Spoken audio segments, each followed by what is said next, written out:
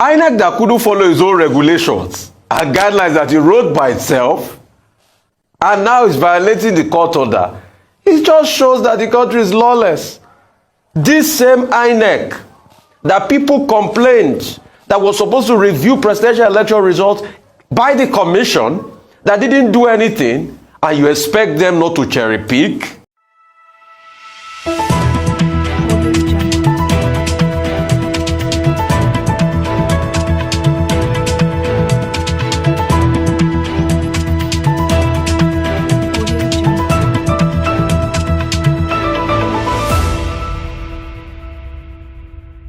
INEC that couldn't follow its own regulations and guidelines that it wrote by itself and now is violating the court order.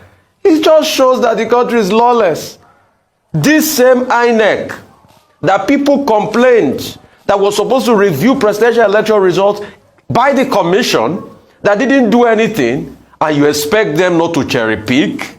The same INEC can run to the courts to reconfigure beavers, but can also ignore the court order. And as you saw with the lead counsel there, Justice, Mr. Uzoku, Livy Uzoku, he said the limitations in terms of the time to file an election petition, and this is quite critical to their case. They need to be able to observe the materials and then make judgment based on, or build a case based on what they see as perhaps irregularities.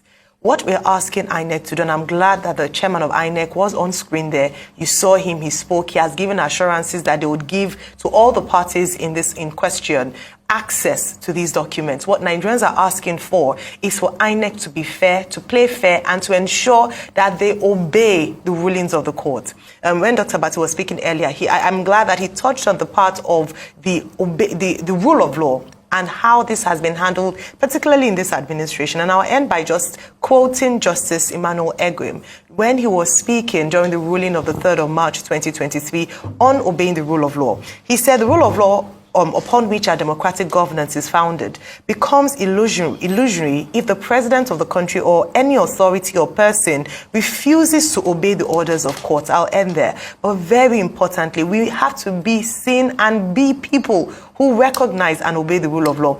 INEC, please do the right thing so that the parties in question can view the materials. Obeying the rule of law is a constitutional matter. I quoted earlier on Section 287. If you don't obey what the courts of the land say, then you are guilty of contempt. Contempt can be in two forms. Contempt in facie curia, that is in the face of the court. Contempt ex facie curia, that is contempt away from the face of the court.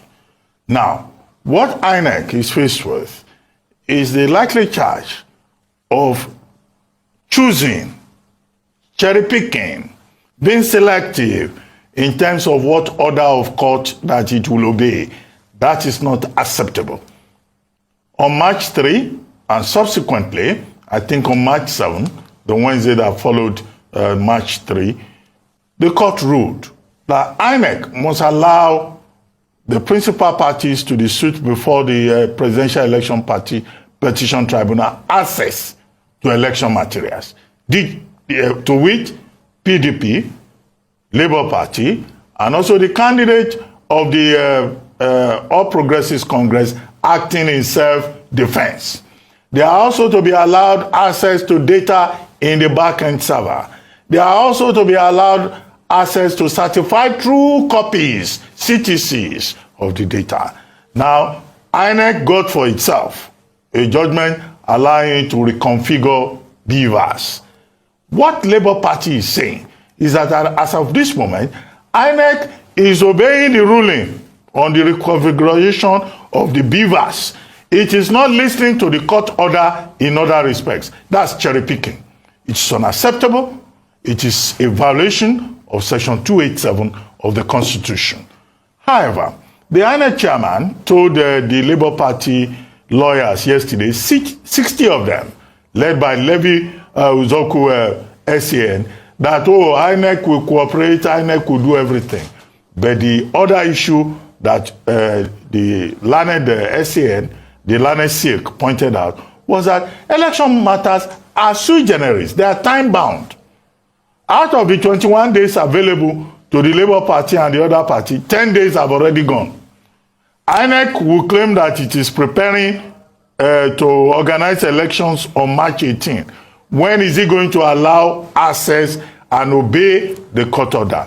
And it has not gone back to the court to tell the court that it has difficulties. So we face a very difficult constitutional, likely, let me put it like that, constitutional crisis. And INEC has to know that the burden upon it, despite the fact that it has the presumption of regularity, is a very serious one.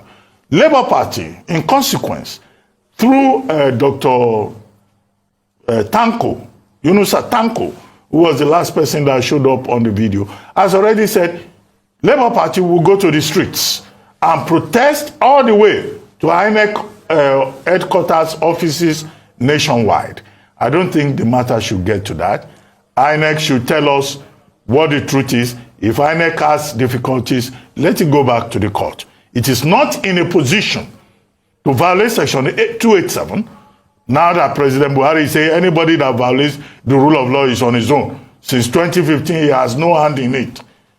And it has no powers given to it under the laws of the land to cherry pick which laws of the land it can respect as an institution.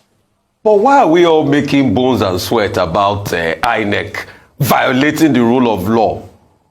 INEC that couldn't follow its own regulations and guidelines that it wrote by itself, and now is violating the court order.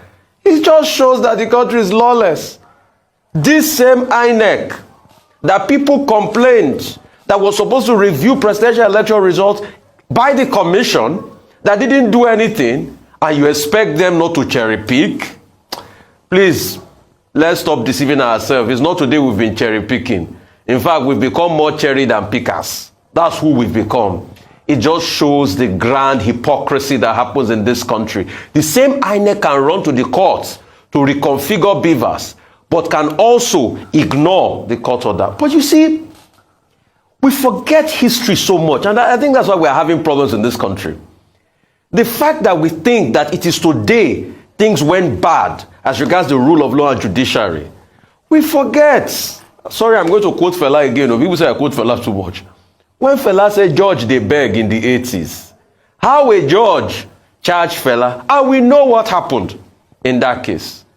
So let's not surprise ourselves. INEC doesn't respect the rule of law. It's as simple as that. Because like the INEC chairman claimed that we've got nothing to hide. If you have nothing to hide, by now they should be inspecting all the materials. It just shows to a large extent that the fidelity of those materials are already suspects. And it will take a lot of convincing for INEC to say otherwise. But I'm not surprised. An institution that couldn't abide by the own guidelines, it did right. Will you think we abide by a court order?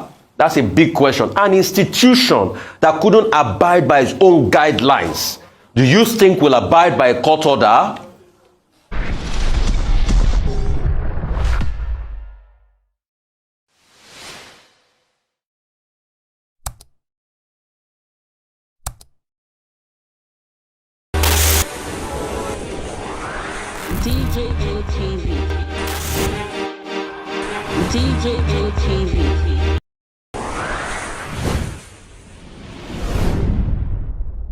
People don't say no, they don't like it. Welcome to DJ TV. DJ TV. DJ TV. DJ TV. DJ TV. Some of the delegates and ask their questions. DJ TV.